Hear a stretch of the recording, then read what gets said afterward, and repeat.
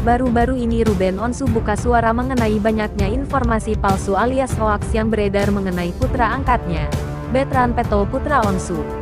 Hal ini karena ada beberapa media sosial yang membuat narasi mengenai Bertrand Peto yang dianggap salah. Berdasarkan surat terbuka yang diunggah akun Mob Channel dan Ruben _Onsu di Instagram, tertulis kalau pihak Ruben Onsu memberikan peringatan kepada para penyebar hoaks mengenai Bertrand Peto. Kami selaku kuasa hukum dari PT Media Benz Abadi dengan ini menyampaikan peringatan terbuka sehubungan dengan terdapat banyaknya unggahan pada sosial media dan platform video online atas artis di bawah naungan manajemen klien kami PT Media Benz Abadi, yakni Bertrand putra Onsu, kata surat terbuka yang diunggah di akun Mob Channel dan Ruben _Onsu di Instagram, dikutip Selasa tanggal 31 Januari tahun 2023. Lebih lanjut, dalam surat tersebut menjelaskan, berbagai informasi mengenai Bertrand Peto tidak sesuai dengan fakta. Justru, informasi itu dapat mengundang opini yang dapat mencemarkan nama putra angkat Ruben Onsu dan Sarwenda ini.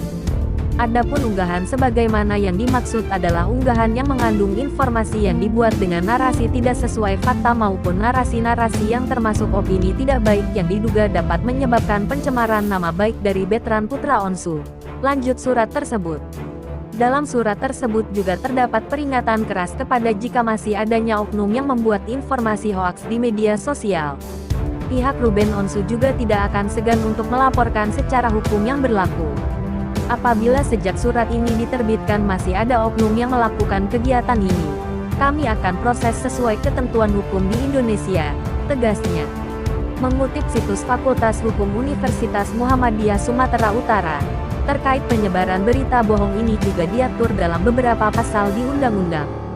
Dalam pasal 28 ayat 1 Undang-Undang Nomor 11 Tahun 2008 tentang Informasi dan Transaksi Elektronik (UU ITE), melarang setiap orang dengan sengaja dan tanpa hak menyebarkan berita bohong dan menyesatkan yang mengakibatkan kerugian konsumen dalam transaksi elektronik.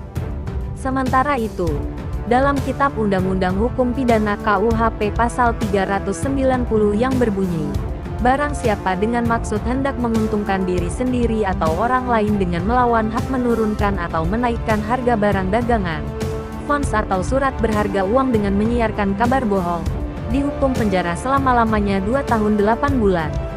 Tidak hanya itu, penyebaran berita bohong alias hoaks ini juga diatur dalam Undang-Undang Nomor 1 Tahun 1946 tentang Peraturan Hukum Pidana Pasal 14 Ayat 1 dan 2, yaitu ayat berbunyi, 1. Barang siapa, dengan menyiarkan berita atau pemberitahuan bohong, dengan sengaja menerbitkan keonaran di kalangan rakyat, dihukum dengan hukuman penjara setinggi-tingginya 10 tahun.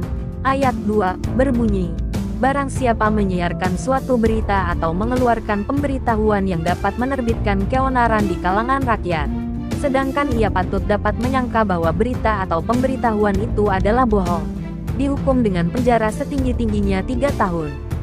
Masalah berita hoaks ini juga diatur dalam Undang-Undang Nomor 1 Tahun 1946 tentang Peraturan Hukum Pidana Pasal 15 yang berbunyi, barang siapa menyiarkan kabar yang tidak pasti atau kabar yang berkelebihan atau yang tidak lengkap, sedangkan ia mengerti setidak-tidaknya patut dapat menduga bahwa kabar demikian akan atau sudah dapat menerbitkan keonaran di kalangan rakyat, dihukum dengan hukuman penjara setinggi-tingginya 2 tahun. Untuk konsekuensi terhadap penyebar berita hoaks, mengutip laman Kominfo, Direktur Jenderal Aplikasi Informatika Kementerian Komunikasi dan Informatika, Samuel Abrijani Pangerapan, mengatakan, nantinya pelaku akan dapat terjerat hukuman pidana penjara 6 tahun serta denda hingga 1 miliar rupiah.